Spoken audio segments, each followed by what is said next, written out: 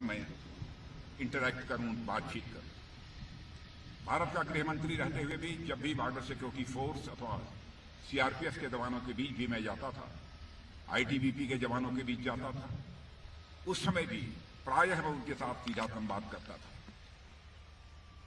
दिन रात देश की सुरक्षा में लगे हमारे प्रहरियों से मिलकर सचमुच मुझे बेहद सुकून होता है, अच्छी अनुभूति होती है। जब भी मैं आप सबसे मिलता हूं, स्वयं को मैं बहुत ही एनर्जेटिक महसूस करता हूं। और सबसे ज्यादा यदि कोई चीज मुझे प्रभावित करती है, गाड़ी में बैठे हुए मेजर जनरल चांदपुरिया से मैं चर्चा कर रहा था आपके अनुशासन की।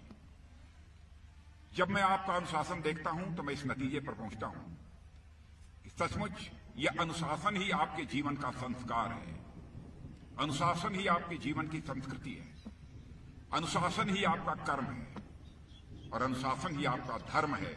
मैं इस नतीजे पर पहुंचता हूं और आप जैसे लोगों से मिलकर सचमुच मैं अपने को बहुत ही गौरवान्वित महसूस करता हूं। और स्वतंत्रता प्राप्त के बाद से मैं जानता हूं कि यह क्षेत्र कितना संवेदनशील है। हमारा पड़ोसी किस प्रकार की समय समय पर नापाक हरकतें करता रहता है, यह बताने की जरूरत नहीं है।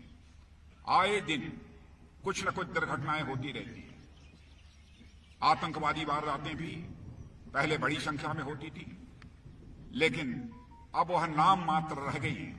उसका श्रेय भी यदि किसी को जाता है तो हमारे सेना के जवानों को जाता है, हमारे सीआरपीएफ बॉर्डर सिक्योरिटी फोर्स के जवानों को और जम्मू कश्मीर पुलिस के जवानों को जाता है। सबको मैं इसके लिए बहुत ही बधाई देना चाहता हूं। पाकिस्तान बराबर bleed India with thousands of cuts के साथ हर समय यह कोशिश करता है कि भारत सदैव परेशान रहे, लेकिन आप सब इस देश की ऐसी फेंसिंग वायर हैं कि जिसके कट का प्रयास करने वाले खुद ही ब्रीडिंग के शिकार हो जाते हैं और आपकी मुस्तैदी से उसके अपने कट के प्रयास का खुद ही खामियाजा हमारे पड़ोसी को भुगतना पड़ता है। मैं दोस्तों बतलाना चाहता हूं कि आपके ऊपर देश को पूरा भरोसा है कि आप सब किसी स्तर पर भी और किसी भी स्थिति का सामना करने के लिए सदैव तैयार हैं, ऐसा देश यह मानकर चलता है। भारत दुनिया का अकेला देश है जिस देश की धरती से यहां के संत महात्माओं ने भारत की सीमा में रहने वाले लोगों को ही अपने परिवार का सदस्य नहीं माना है, बल्कि पूरे विश्व की धरा पर रहने वाले लोगों को अपने परिवार का सदस्य मानते हुए वसुधैव कुटुंबकम, the whole world is a family, यह मैसेज सारी दुनिया को किसी देश की धरती से गया है तो केवल और केवल हमारे और आपके देश की धरती या भारत से गया है। स्वदेशो लोकत्रयम, यह हमारे देश के ऋषि और मनीषियों ने कहा है। यानी केवल धरती ही नहीं बल्कि तीनों लोग हमारे परिवार हैं। इतना बड़ा मन इन भारतवासियों का है। हमारा चरित्र रहा है, हमने न तो किसी के स्वाभिमान पर कभी चोट पहुंचाने की कोशिश की है और न तो दुनिया के किसी देश की 1 इंच जमीन पर हमने कभी कब्जा करने की कोशिश की है।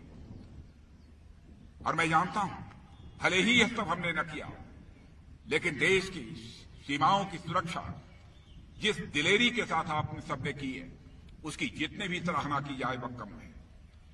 मैं कभी विचार करता हूं कि वो कौन सी भावना है जो आपको अपना सर्वस्व न्यौछावर करके अपनी जिंदगी भी देकर देश की सीमाओं की रक्षा करने के लिए प्रेरित करती है। तो मैं तो इसी नतीजे पर पहुंचता हूं, मनुष्य के हृदय की सबसे बलवती भावना, सबसे स्ट्रांग फीलिंग यदि कोई होती है तो राष्ट्रीय स्वाभिमान की भावना होती है।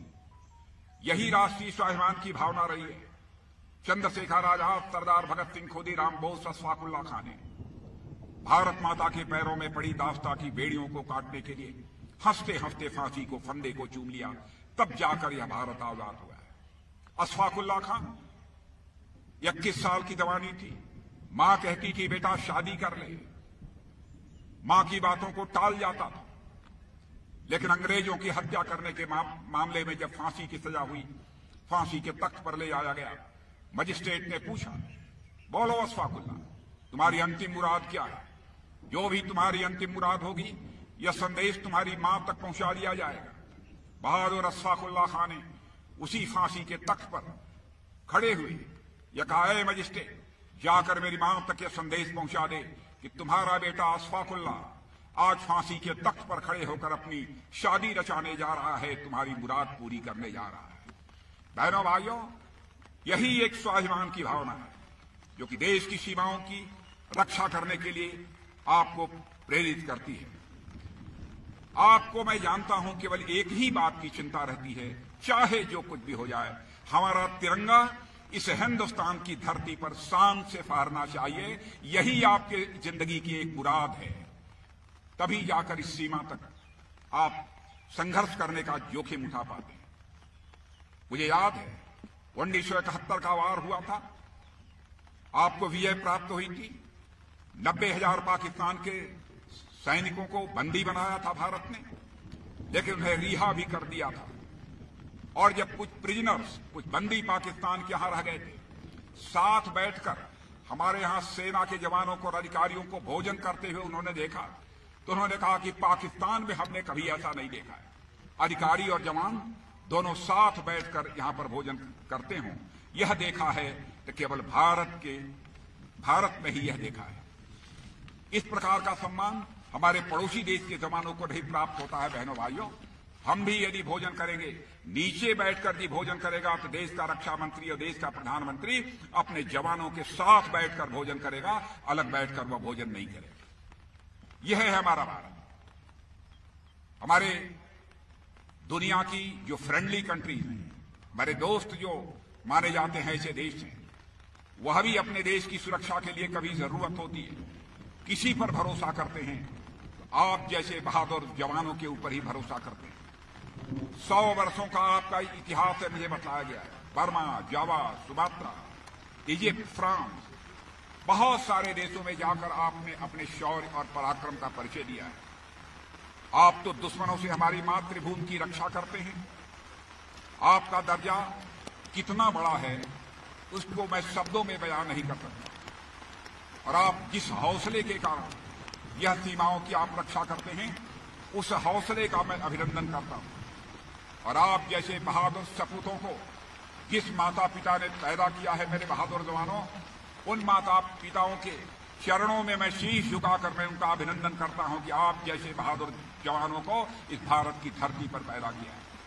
और आज आप सबके बीच आकर सचमुच मेरा भी हौसला बढ़ा है, हौसला अफजाई मेरी हुई है और सुखद अनुभूति भी यहां पर हो रही है। इन्हीं शब्दों के साथ मैं पुनः एक बार आप सभी को अपनी शुभकामनाएं देते हुए और आपके माता पिता और सभी परिवार के सदस्यों का अभिनंदन करते हुए उनको भी अपनी शुभकामनाएं देते हुए अपना निवेदन समाप्त करता हूं। आप सबको बहुत बहुत धन्यवाद। बोलिए भारत माता की, भारत माता की, भारत माता की।